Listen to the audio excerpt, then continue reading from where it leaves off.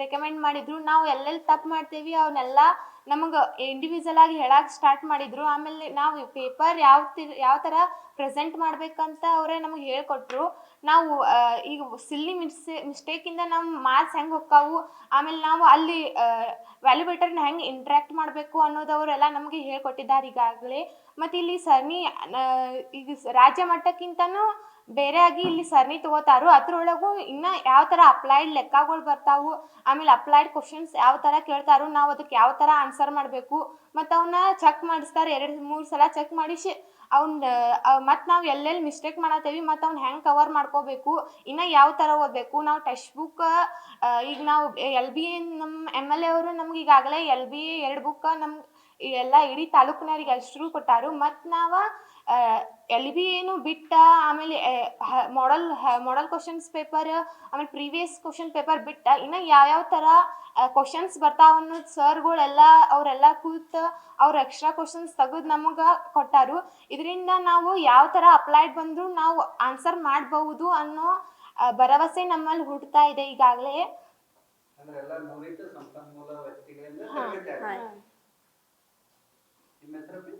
ನನ್ನ ಹೆಸರು ಅಪ್ಸರಾ ದಿಗ್ನೋಳಿ. ನಾನು ಸರ್ಕಾರಿ ಬಾಲಕಿಯರ ಪ್ರೌಢಶಾಲೆ ಚೆನ್ನಮ್ಮನ ಕಿತ್ತೂರಿನಿಂದ ಬಂದಿದ್ದೇನೆ.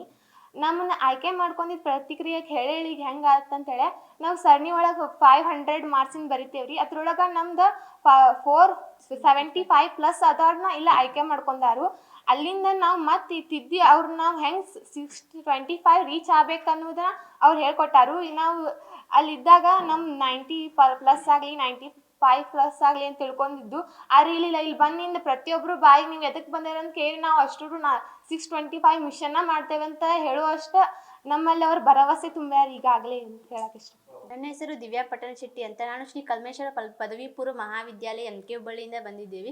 ನಮ್ಮನ್ನೆಲ್ಲ ಹೆಂಗೆ ಆಯ್ಕೆ ಮಾಡ್ಕೊಂಡ್ಪ ಅಂತಂದ್ರೆ ಫಸ್ಟ್ ಪ್ರಿಪ್ರೇಟ್ರಿ, ಸೆಕೆಂಡ್ ಪ್ರಿಪ್ರೇಟ್ರಿ ಅಂತ ಹೇಳಿ ರಾಜ್ಯ ಮಟ್ಟದ ಎಕ್ಸಾಮ್ ನಡೆದು ಅದ್ರ ಮೂಲಕ ನಮ್ದು ರಿಸಲ್ಟ್ ಎಷ್ಟಾಗಿರ್ತೈತಿ ಮತ್ತು ನಾವು ಎಷ್ಟು ತಿಳ್ಕೊಂಡಿವಿ ಅಂತ ಹೇಳಿ ಎಲ್ಲ ಅವರು ನಾವು ಎಷ್ಟು 10th ಎಲ್ಲ ನಾವು ಎಷ್ಟೆಷ್ಟು ಮಾರ್ಕಸ್ ತೊಗೊಂಡಿವಿ ಎಲ್ಲ ಅವರೆಲ್ಲ ಏನು ಮಾಡಿದ್ರು ಟ್ರ್ಯಾಕ್ ಮಾಡ್ಕೊತ ಬಂದ ನಮ್ಮಲ್ಲಿ ಎಷ್ಟು ಇದೈತಿ, ನಾವು ಎಷ್ಟು ಮಾರ್ಕಸ್ ತೊಗೊತೀವಿ ಎಲ್ಲ ನೋಡ್ಕೊಂಡು ಇಷ್ಟು ಸೆಲೆಕ್ಟ್ ಮಾಡ್ಕೋರಿ ಅಂತ ಹೇಳಿ BO ಸರ್ ಎಲ್ಲರಿಗೂ ಎಲ್ಲ ಸ್ಕೂಲ್ದಾಗೂ ಏನು ಮಾಡಿದ್ರು ಇಷ್ಟ ಜನಕ್ಕೆ ಕಳಿಸ್ಬೇಕು ಅಂತ ಹೇಳಿ ಎಲ್ಲ ಇದು ಮಾಡಿದ್ರು.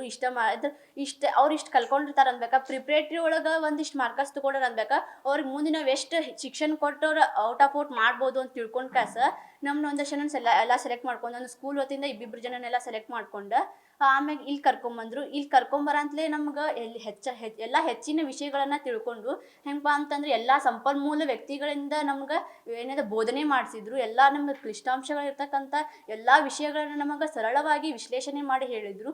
ಇದರಿಂದ ನಮ್ಗೆ ಯಾವುದೇ ಒಂದು ರೀತಿಯಲ್ಲಿ ಕ್ಲಿಷ್ಟಾಂಶಗಳಿರುವುದರೆಲ್ಲ ಕ್ಲಿಯರ್ ಆಯಿತು. ಇದರಿಂದ ನಮ್ಗೆ ಒಳ್ಳೇದಾಯ್ತು. ಮತ್ತು ನಮಗೆ ಈಗ ಬೆಳಗ್ಗೆ ನಮ್ದು ಡೈಲಿ ರುಟೀನ್ ಬಗ್ಗೆ ಹೇಳ್ಬೇಕಂತಂದ್ರೆ ಬೆಳಗ್ಗೆ ಜಲ್ದಿ ಎಬ್ಬಿಸಿ ನಮ್ದೆಲ್ಲ ಕಾರ್ಯಗಳನ್ನು ಮುಗಿಸ್ಕೊಂಡು ನಾವು ಅಭ್ಯಾಸ ಮಾಡ್ಕೊಳಕ್ಕೆ ಕುಂಡಿರ್ತಿದ್ದು. ಬೆಳಿಗ್ಗೆ ಒಂದು ಸ್ವಲ್ಪ ಎಕ್ಸಸೈಸ್ ಮಾಡ್ಕೊಂಡು ಆಮೇಲೆ ಫ್ರೆಶಪ್ ಆಗಿ ಆಮೇಲೆ ಓದ್ಕೊಳಕ್ಕೆ ಕುಂಡಿರ್ತಿದ್ದು. ಆಮೇಲೆ ನಾಷ್ಟ ಮಾಡಿಸ್ತಿದ್ರು. ಆಮೇಲೆ ನಾಷ್ಟ ಮಾಡಿ ಎಕ್ಸಾಮ್ ಅಂದರೆ ಕ್ಲಾಸ್ ಸ್ಟಾರ್ಟ್ ಅದು ಅಂತಂದ್ರೆ ಮಧ್ಯಾಹ್ನ ಮುಗಿತಿದ್ದು. ಮಧ್ಯಾಹ್ನ ಮುಗಿದು ಅಂದ್ರೆ ಆಮೇಲೆ ಊಟ ಆದ್ಮೇಲೆ ಆಮೇಲೆ ಊಟ ಮುಗಿಸ್ಕೊಂಡು ಬಂದ್ಬೇಕು ಮತ್ತೆ ಕ್ಲಾಸ್ ಇರ್ತಿದ್ದು. ಕ್ಲಾಸ್ 6 ಗಂಟೆ ಇಲ್ಲ 5:30 ಮಟ ಇರ್ತಿದ್ದು. ಇದರಿಂದ ನಮ್ಗೆ ಭಾಳ ವಿಷಯಗಳನ್ನು ತಿಳ್ಕೊಂಡಿವಿ. ಎಷ್ಟೋ ಹೆಂಗೆ ಅಂದ್ರೆ ನಾವು ಏನು ಮಾಡಿಬಿಟ್ಟಿದ್ದು ಬಾವಿ ಒಳಗಿನ ಕಪ್ಪಿ ಥರ ಆಗಿಬಿಟ್ಟಿದ್ದು. ನಾವು ಶಾಣೆ ಅಂತ ತಿಳ್ಕೊಂಡ್ಬಿಟ್ಟಿದ್ದು. ಇಲ್ಲಿ ಬರಾಂತಲೇ ಭಾಳಷ್ಟು ವಿಷಯಗಳನ್ನು ತಿಳ್ಕೊಂಡು ನಮ್ಗಿಂತ ಹೆಚ್ಚು ಶಾಣೆ ಇದ್ದವರು ಅದಾವು. ಅವ್ರ ಇಂಬಾಟ್ ನಾವು ಹೆಂಗೆ ಬೆರಿಬೇಕು ಅನ್ನೋದು ತಿಳ್ಕೊಂಡು ಮತ್ತು ಇಲ್ಲಿ ಎಲ್ಲ ಶಿಕ್ಷಕರು ದಿನದಿಂದ ಬೆಳಿಗ್ಗೆ ಬಂದರು ಸಂಜೆಗೆ ಲೇಟಾಗಿ ಹೊಂಟಾಕೋದ್ರು. ಮತ್ತು ನಮ್ಮ ಬಗ್ಗೆ ಒಳ್ಳೆಯ ಅಭಿಪ್ರಾಯಗಳನ್ನು ಹೊಂದಿದರು. ಮತ್ತು ನಾವು ಒಳ್ಳೆ ಮಾಡ್ತೀವಿ, ನಮಗೆ ನಂಬಿಕೆ ಐತಲ್ಲೋ ಗೊತ್ತಿಲ್ಲ, ಬಟ್ ನಮ್ಮ ಎಲ್ಲ ಟೀಚರ್ ಸ್ಟಾಫ್ಗಳಿಗೆ ಎಲ್ಲರಿಗೂ ಭಾಳ ನಂಬಿಕೆ ಇಟ್ಕೊಂಡಾರ ನಮ್ಮ ಮೇಲೆ. ಅದನ್ನು ಈಡೇರಿಸ್ತೇವೆ. ಮತ್ತು ಹೇಳ್ಬೇಕಂತಂದರೆ ಇಲ್ಲಿ ಎಲ್ಲ ನಮ್ಮನ್ನ ಒಂದು ಸಣ್ಣ ಮಕ್ಕಳಾಗಿ ಅವ್ರು ನಮ್ಮ ಮನ್ಯಾಗ ಹೆಂಗೆ ನೋಡ್ಕೋತಾರಲ್ಲ ಅದೇ ರೀತಿ ಇಲ್ಲೂ ಕೂಡ ನಮ್ಮನ್ನ ಹಂಗೆ ನೋಡ್ಕೊಂಡಿದ್ದಾರು. ಏನೋ ಸಣ್ಣ ಮಕ್ಕಳು ಹಾಕಿ ಚಾಕ್ಲೇಟ್ ಕೊಟ್ಟಾರು. ಎಲ್ಲ ತಿಂಡಿ ವಿಷಯಗಳಲ್ಲಿ ಯಾವುದೇ ರೀತಿಯ ಕೊರತೆಗಳಿಲ್ಲದ ನಮ್ಮನ್ನ ಹಾಗೆ ನೋಡ್ಕೊಂಡಾರು. ಮನ್ಯಾಗ ಹೆಂಗೆ ನೋಡ್ಕೋತಾರಲ್ಲ ಅದೇ ರೀತಿ ನೋಡ್ಕೊಂಡಾರು. ಮತ್ತು ನಮ್ಮ ಹೆಲ್ತ್ ಕೇರ್ ಬಗ್ಗೆ ನಮ್ಗೊಂದು ಚೂರ ಏನರ ಆರಾಮಿಲ್ಲ ಅಂತಂದ್ರು ಡಾಕ್ಟರ್ನ ಕರೆಸಿದಾರು. ಡಾಕ್ಟರ್ ಕರೆಸಿ ನಮ್ಮ ಹೆಲ್ತ್ ಕೇರ್ ಬಗ್ಗೆ ಭಾಳ ತಗೊಂಡಾರು. ಮತ್ತು ಇದರಿಂದ ಅವ್ರಿಗೆ ಟ್ಯಾಂಕ್ಸ್ ಹೇಳಕ್ಕೆ ಬರ್ತೀವಿ. ಮತ್ತು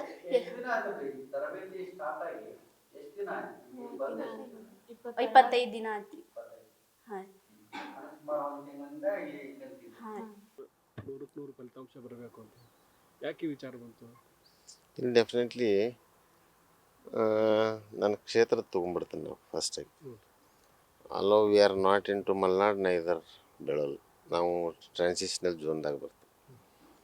ಇಲ್ಲಿ ಎಕ್ಸೆಪ್ಟ್ ಅಗ್ರಿಕಲ್ಚರ್ ಬ್ಯಾಕ್ಗ್ರೌಂಡ್ ಬಿಟ್ಟರೆ ಬಹುತೇಕ ಯಾವುದೋ ದೊಡ್ಡ ಇಂಡಸ್ಟ್ರೀಸ್ ಎಲ್ಲ ಅನ್ಎಂಪ್ಲಾಯ್ಮೆಂಟ್ ಕ್ರಿಯೇಟ್ ಆಗೋ ಚಾನ್ಸಸ್ ಬರುವಂಥ ದಿವಸ ಭಾಳಷ್ಟು ಇದನ್ನು ಫೇಸ್ ಮಾಡ್ತಾವೆ. ಅದಕ್ಕೆ ಅಗ್ರಿಕಲ್ಚರ್ ರಿಲೇಟೆಡ್ ಫ್ಯಾಮಿಲೀಸಿಗೆ ಬೇರೆ ಪರ್ಯಾಯ ಅಂತಂದ್ರೆ you should give them a good education, that to from primary sector, higher primary ಕೊಟ್ರೆ ಡೆಫಿನೆಟ್ಲಿ ಫೌಂಡೇಶನ್ ಲೆವೆಲ್ಲಾಗ ಅವ್ರನ್ನ ಒಳ್ಳೆ ರೀತಿಯಿಂದ ಅವ್ರಿಗೆ ಎಜುಕೇಟ್ ಮಾಡಿಕೊಟ್ರೆ ಮುಂದೆ ಡೆಫಿನೆಟ್ಲಾಗಿ ದೇ ವಿಲ್ ಗೋ ಥ್ರೂ, ಅದನ್ನ ಎನ್ಕೇಜ್ ಮಾಡಿ ಮುಂದೆ ಹೋಗ್ತಾರೆ.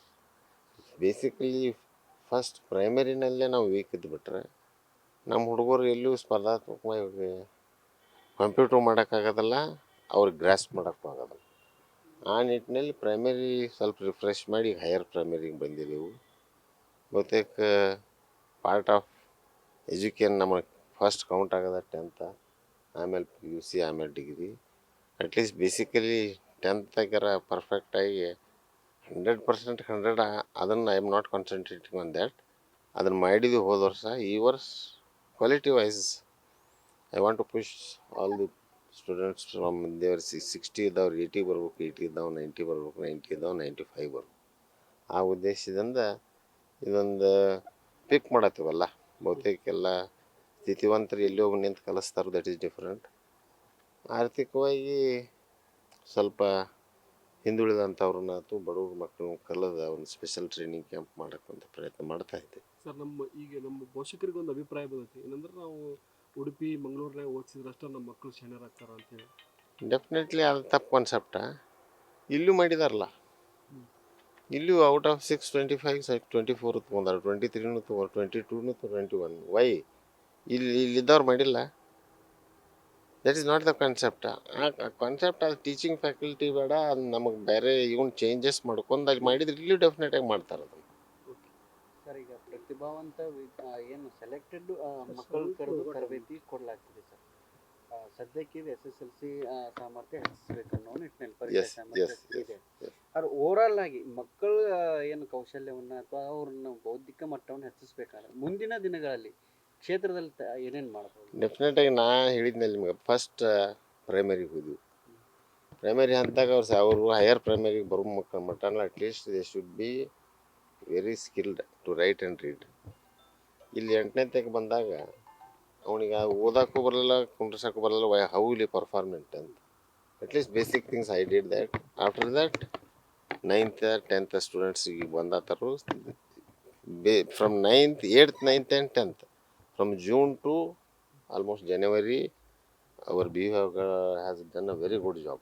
ಇಲ್ಲಿ ಬಹುತೇಕ ಬರೆಯೋಕೆ ಓದೋಕೆ ಬರೆದಂಥ ಒಬ್ಬ ಸ್ಟೂಡೆಂಟ್ ಸಿಗೋದಿಲ್ಲ ನಮ್ಮ ಕ್ಷೇತ್ರದಾಗ ಇವತ್ತಿನ ಮಟ್ಟ. ಅದನ್ನು ಪರ್ಫಾರ್ಮ್ ಮಾಡಿ ಬರುವಂಥ ದಿವಸದಾಗ ಅದನ್ನ ಏನು ಮಾಡ್ಬೇಕಂತ from next June onwards will proceed with a good time table. See that ಎಲ್ಲ ವಿದ್ಯಾರ್ಥಿಗಳಿಗೆ ಒಂದು ಮಿನಿಮಲ್ ಒಂದು ಫಸ್ಟ್ ಕ್ಲಾಸ್ನಾಗ ದಾಟುವಂಥ ವ್ಯವಸ್ಥೆ ಮಾಡಿಕೊಡುತ್ತೆ.